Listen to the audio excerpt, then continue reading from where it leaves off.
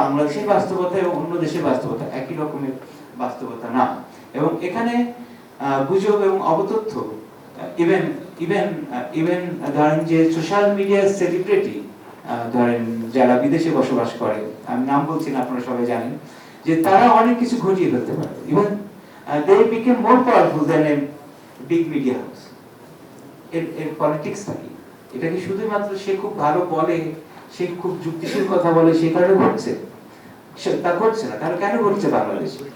বাংলাদেশের এই বাস্তবতাটা আমার মনে হয় স্পেসিফিক্যালি আলাপ করা দরকার, যে বাংলাদেশে যদি আমি ফেক নিউজ বা উপতথ্য, গুজব এগুলো নিয়ে আলাপ করতে চাই, তাহলে বাংলাদেশের স্পেসিফিক বাস্তবতা আলাপ করতে হবে, যে কেন বাংলাদেশে এই ঘটনা ঘটছে। হলো যে অপতথ্য এবং গুজবের যে এখন মহামারী ঘটনা ঘটছে, তার একটা কারণ আমরা জানি সোশ্যাল মিডিয়া, এবং সোশ্যাল মিডিয়া ইটসেলফ এটা প্রমোট করে। কারণ তার যত বেশি হিট, যত বেশি এনগেজমেন্ট, তত বেশি তার প্রফিট।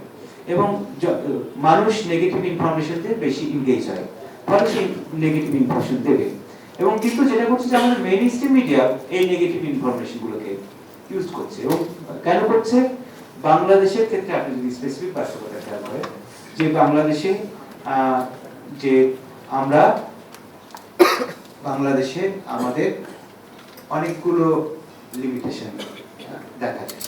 যে এক হচ্ছে যে আমাদের সাংবাদিকতা খুবই একটা অদ্ভুত উঠে পিঠে সবার হয়ে আছে বহুদিন থেকেই, এবং এই সাংবাদিকতার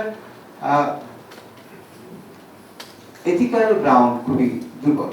এবং এর জন্য সাংবাদিকদের আমি দায়ী করবো না, সংবাদপত্র হাউসকে দায়ী করবো না, কারণ এর কারণ হচ্ছে স্ট্রাকচারাল।